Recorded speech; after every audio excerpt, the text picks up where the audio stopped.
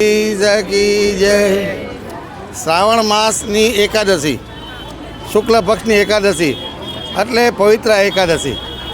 આજના દિવસે પ્રભુ દ્વારકાધીશનું બાલ સ્વરૂપ જે શારદાપીઠ સંચાલિત લક્ષ્મીજી મંદિરમાં પધારે છે એવું સ્વરૂપ જેને ઉત્સવ સ્વરૂપ કહેવામાં આવે છે, એ ઉત્સવ સ્વરૂપ હરેક વર્ષની મુતાબિક આ વર્ષે પણ ભગવાન દ્વારકાધીશનું બાળ સ્વરૂપ અહીંયા કકલાસ કુંડમાં સ્નાન કરવા આવે છે.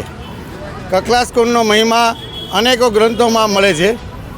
ગર્ગ સંહિતામાં, ભાગવતજીમાં, અનેક ગ્રંથોમાં કકલાસ કુંડનો મહિમા સાંભળવામાં આવે છે. કકલાસ કુંડની કથા એવી રીતના છે કે રાજા નૃપને શ્રાપ થઈ ગયો હતો, એમને ચર્મરોગ થઈ ગયો હતો. ભગવાન દ્વારકાધીશે નૃપ રાજાને આશ્વાસન દીધું કે આપ પણ કકલાસ કુંડમાં સ્નાન કરશો તો આપની પણ ગમે તે ચર્મરોગ હશે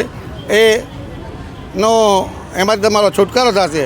એ પરંપરા મુજબ જે હર પવિત્ર એકાદશીના દિવસે ભગવાન દ્વારકાધીશનું બાલ સ્વરૂપ એવા ગોપાલજી મહારાજજી, અમારા જગતગુરુ શંકરાચાર્ય મહારાજ સ્વામી સદાનંદ સરસ્વતીજી મહારાજની આજ્ઞાથી અમે લોકો અહીંયા પ્રભુને પધરાવી અને સ્નાન કરાવી અને આ ઉત્સવની વર્ષોની પરંપરા મુજબ પ્રણાલી ચાલે છે અને ભવિષ્યમાં પણ આપના સાથથી ચાલતી જ આવશે એવી દ્વારકાધીશને પ્રાર્થના. અસ્તુ. જય દ્વારકાધીશ.